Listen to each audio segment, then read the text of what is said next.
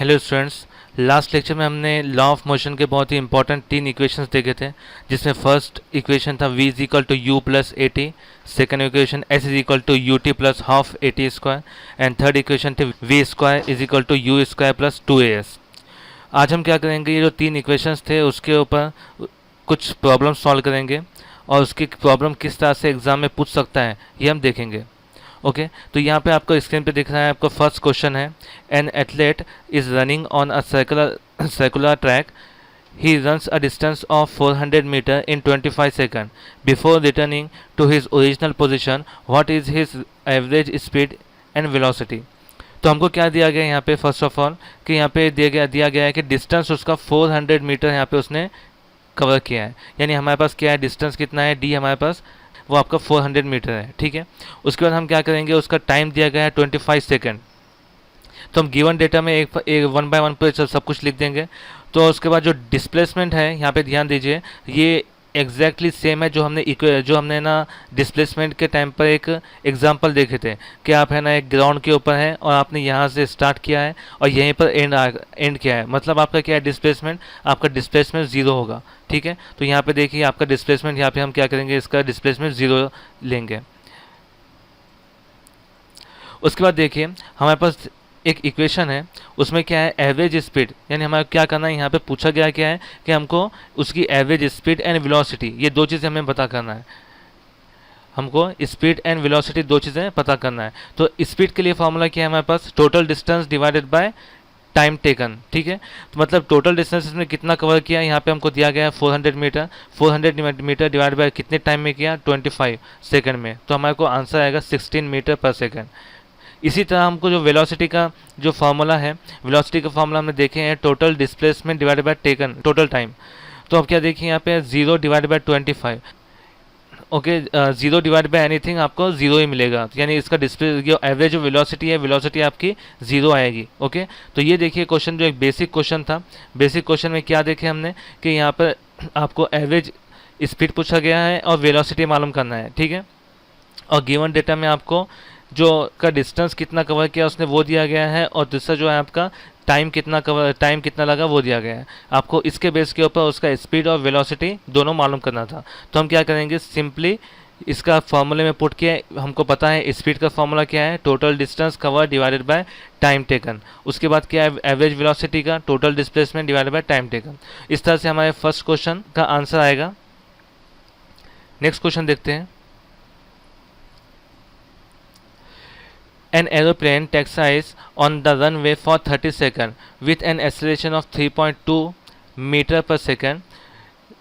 Before taking off, how much distance would it cover on the runway? इसका मतलब क्या है, यहाँ पे देखिए जब कोई प्लेन उड़ता है, टेक ऑफ करता है, उससे पहले क्या है वो रनवे के ऊपर कुछ दौड़ता है, तो वो देखिए रनवे के ऊपर 30 सेकंड उसने क्या है रन किया है। तो यहाँ पे हमारे को टाइम दिया गया है। ठीक है, यहाँ पे हम टाइम लिख देंगे 30 सेकंड गिवन डेटा में, और उसके बाद हम क्या करेंगे, उसको हमको एक्सेलरेशन दिया गया है, तो एक्सेलरेशन उसका 3.2 मीटर पर सेकंड स्क्वायर था, तो हमने एक्सेलरेशन यहाँ पे लिख दिया है। अब उसके बाद हमको क्या पूछा गया है इसमें कि इसने टोटल डिस्टेंस कितना कवर किया है रनवे के ऊपर, तो हमको मतलब क्या, हमको एस की वैल्यू मालूम करना है, टोटल डिस्टेंस मतलब एस की वैल्यू मालूम करना है। और हमें एक चीज़ पहले से मालूम है कि जब एरोप्लेन दौड़ना स्टार्ट हुआ, ठीक है, स्टार्ट हो उससे पहले क्या है, उसकी इनिशियल वेलोसिटी 0 थी, तो यहाँ पे हम इनिशियल वेलोसिटी 0 लिख सकते हैं। अब यहाँ पे ध्यान दीजिए कि कई बच्चों के क्वेश्चंस होते हैं कि सर ये 3 इक्वेशंस है, तो कौन सा इक्वेशन कौन से क्वेश्चन में फिट होगा, ये हमें कैसे पता चलेगा। तो सबसे पहले आपको क्या करना चाहिए, तीनों इक्वेशंस आपको मेमोराइज होना चाहिए। ठीक है, कि ये जो तीनों इक्वेशन जब आपको मेमोराइज होंगे तो उसके बाद आपको क्या करना है, ये आपका गिवन डेटा लिखना है कि क्वेश्चन में आपका कौन कौन से डेटा गिवन है। जैसे कि यहाँ पे एक्सेलरेशन दिया हुआ है, टाइम दिया गया है, और हमको पता है इनिशियल वेलोसिटी 0 होती है, तो ये हमको पता है, और हमको डिस्टेंस कितना कवर किया ये मालूम करना है। तो अब आप देखेंगे कि यहाँ पे कौन सा इक्वेशन सेटिस्फाइड होता है जिसमें S U A and T ये तीनों चीज़ें होते हैं। ठीक है, तो अब देखिए यहाँ पे सेकंड लॉ ऑफ इक्वेशन जो सेकंड लॉ ऑफ मोशन है, तो इसमें हमारे पास एस यू टी ये और ए हमारे पास ये तीनों भी चीज़ें हैं। ठीक है, तीनों चार भी चीज़ें हैं, तो हम क्या करेंगे, जो भी जिसमें भी पूरी चीज़ें हैं अवेलेबल, तो हम क्या करेंगे वो इक्वेशन यूज़ करेंगे। तो यहाँ पे देखिए आपका सेकंड लॉ ऑफ मोशन है हमारे पास है S is equal to U T plus half A T square. अब हमारे को क्या है, एस का वैल्यू हमको पता करना है, यू का वैल्यू पता है हमारे को, टी का वैल्यू पता है हमारे को, हाफ ए टी स्क्वायर, ए का भी वैल्यू पता है, टी का भी वैल्यू पता है। अब देखिए ज़ीरो, हमारा इनिशियल वेलोसिटी ज़ीरो है, into 30 second plus half into acceleration 3.2 है इंटू 30 स्क्वायर। हम क्या करेंगे, जब इसको सॉल्व करेंगे तो ये आपका पॉइंट ये ज़ीरो हो जाएगा। हाफ 3.2 इंटू 30 स्क्वायर आप करेंगे तो आपका आंसर आएगा 1440 मीटर। ठीक है, 1440 मीटर ये आपका आंसर आएगा। तो पहले फर्स्ट ऑफ ऑल आपको ये तीन इक्वेशंस आपको अच्छे से याद होना चाहिए।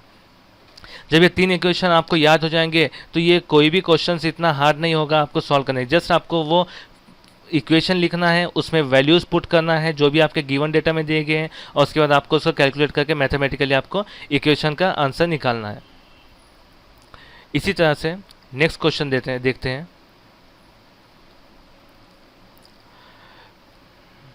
A kangaroo can jump 2.5 meter vertically. What must be the initial velocity of the kangaroo? हमको क्या दिया गया है यहाँ पे, ये जंप कर रहा है 2.5 मीटर वर्टिकली। ठीक है, 2.5 मीटर वर्टिकली मतलब ये हमारा डिस्टेंस है। ठीक है, ये डिस्टेंस हमारा 2.5 मीटर है। उसके बाद initial velocity of the kangaroo क्या है, इनिशियल वेलोसिटी हमको पता करना है। ठीक है, और हमको फाइनल वेलोसिटी क्या पता है, हमको फाइनल वेलोसिटी आपकी ज़ीरो है, v is equal to zero. क्योंकि जब देखिए जब ऊपर तक गया है वो, जब फिर नीचे आएगा जंप करने के बाद तो उसका जो फाइनल वेलोसिटी आपकी वो ज़ीरो होगी। उसके बाद जो एक्सेलरेशन है वो एक्सेलरेशन कितना गया है, वो आपका जो आपका एक्सेलरेशन है 9.8 मीटर पर सेकंड स्क्वायर। ठीक है, अब ये 9.8 कैसा है, ये देखो 9.8 यहाँ पे हमारा ग्रेविटी के हिसाब से आया है। ठीक है, ये जो है ये ग्रेविटी के अपोजिटली काम कर रहा है, इसलिए हम क्या करेंगे यहाँ पे माइनस साइन का यूज़ करेंगे। ओके, तो अब देखिए हमारे पास क्या क्या चीज़ें हैं, ए है, एस है, वी है और यू का वैल्यू हमको पता करना है। तो हमारे पास थर्ड जो इक्वेशन है V square is equal to U square plus 2as, हम इसमें ना पुट करेंगे वैल्यूज़। तो हमारे को वी का वैल्यू पता है हमको, zero is equal to U square as it is रखेंगे हम। उसके बाद 2 एज इट इज़, एक्सेलरेशन और टी एस जो है 9.8 माइनस 9.8 हम इससे यहाँ पे इसलिए लिया है कि वो ग्रेविटी से एक्सेलरेशन जो है उसका अपोजिट डायरेक्शन में हमने काम किया है। तो यहाँ पे माइनस 9.8 इंटू 2.5। उसके बाद हम क्या करेंगे, इसको मल्टीप्लाई करेंगे। मल्टीप्लाई करने के बाद क्या करेंगे, इसको जब इसका जो भी आंसर आएगा उसको हम क्या करेंगे, इधर से मूव कर देंगे तो हमको आ जाएगा उसका आंसर। यहाँ पे आएगा 0 equal to U square minus 49।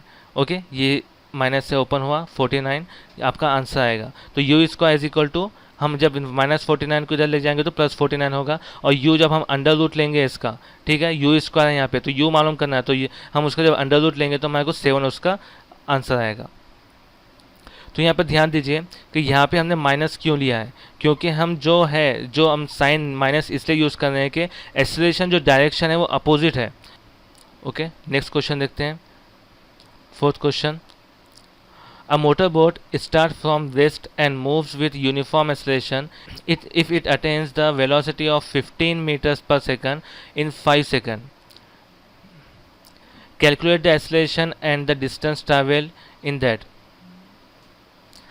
time. Okay, तो यहाँ पर देखिए हमको कितनी चीज़ें दी है। फर्स्ट ऑफ ऑल हमको इनिशियल वेलोसिटी दी गई है, इनिशियल वेलोसिटी आपकी u इज इक्वल टू 0 होगा हमेशा। उसके बाद फाइनल वेलोसिटी हमको दी गई है, फाइनल वेलोसिटी हमको 15 मीटर पर सेकंड दिया गया है। ओके, और टाइम कितना लगा है हमको, 5 सेकंड हमको टाइम लगा है। और हमको पूछा गया है एक्सेलरेशन कितना है।